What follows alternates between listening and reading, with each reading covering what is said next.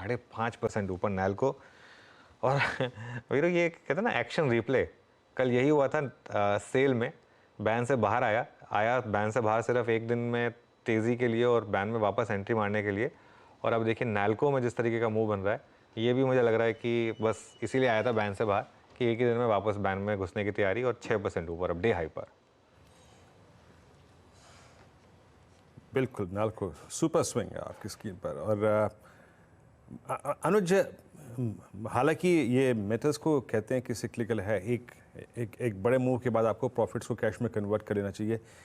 इस बार Nifty metal index और metals बीच में दुविधापूर्ण रहे, समझ में नहीं आया कि प्रॉफिट बुक कर लें नहीं करना, लेकिन इस बार ये मेटल्स का मूव जो है वो थोड़ा एक्सटेंड कर गया और सेकेंड स्विंग में प्रीवियस हाई को भी पार कर दिया। ये ऐसा अमूमन कम देखने को मिला है हिस्ट्री में।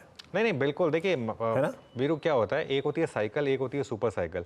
जो प्रॉफिट बुकिंग करने की आप बात कर रहे हैं ना, मैं उसमें हमेशा बोलता हूँ कि मेटल्स में तरीका एक ही होता है आपके पास।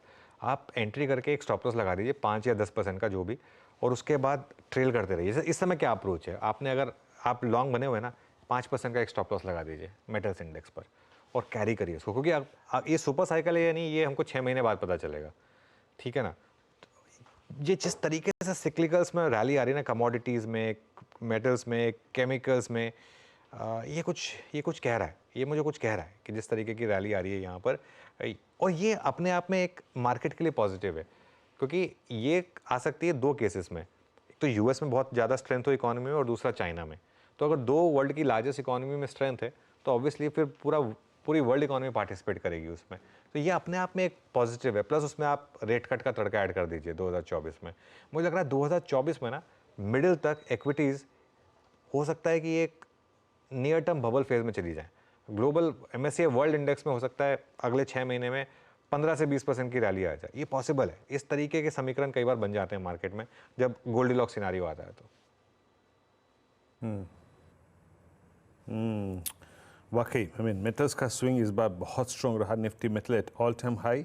और केमिकल की मैं कुछ स्टॉक्स देख रहा था। अच्छा, केमिकल से फर्टिलाइजर स्पेस में आइए, मैं देख रहा हूँ आज आरसीएफ, एक सेकंड, आरसीएफ लेके आएंगे, मैं चेक कर रहा हूँ, कोई ट्रेड नहीं याद रखिए, कोई बात नहीं करते हम, सिर्फ आरसीएफ 161.80 पे अपने ऑल टाइम हाई पर है, करियर के हाई पर।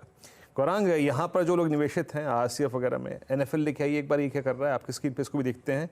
एक बार एनएफएल रखते हैं, और ये है 86, ये है लगभग मई 2012 के बाद के अब तक के हाईएस्ट क्लस्टर पे। गौरांग, इन दोनों स्टॉक्स पे आपका टेक क्या है? इतने अच्छे स्विंग के बाद क्या प्रॉफिट्स कैश में कन्वर्ट करने चाहिए? देखिए वीरेंद्र, ये क्षेत्र हमें